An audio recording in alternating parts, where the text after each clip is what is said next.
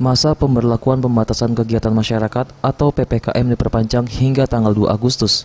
Sementara Kota Palembang kini tengah memberlakukan masa PPKM level 4 hingga tanggal 8 Agustus 2021.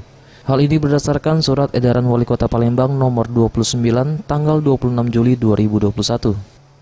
Berdasarkan surat edaran ini, beberapa tempat makan atau restoran yang ada di Kota Palembang harus membatasi pelayanan dine-in dengan kapasitas 25%. Seperti hasil pantauan tim Sriwijaya TV di salah satu tempat makan yang ada di kawasan Basuki Rahmat Palembang yang tampak sepi walaupun jam makan siang. Taufik Muntazar selaku pemilik tempat makan mengatakan, sejak diberlakukannya PPKM level 4 di Palembang, di tempatnya mengalami penurunan kunjungan konsumen untuk dine-in atau makan di tempat. Namun terjadi peningkatan pada take away dengan perbandingan 80% jika dibandingkan dine-in. Sekarang iya, dan juga memang promo kita akan coba tekankan ke online. Karena kalau sekarang untuk PPKM kan kondisinya untuk dine-in saya rasa orang masih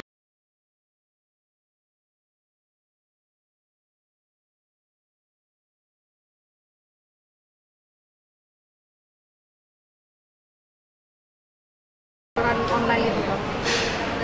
ya tergantung hari. Kalau weekend kita sekitar 120 sampai 80 sampai 150. Ya kalau kita ukur dengan keadaan kita dulu sebelum PPKM, saya rasa ya mungkin jauh turun ya.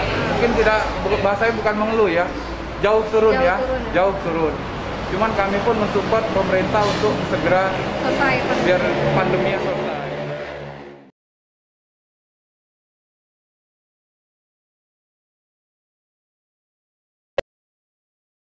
Beli martabak mozzarella.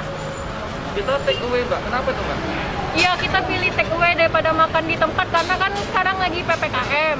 Terus takutnya nanti pas lagi makan ada kejadian dibubarkan, jadi lebih baik cari aman aja.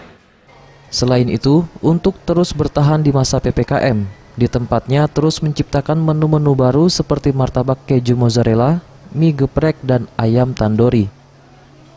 Eza PM, Sriwijaya TV.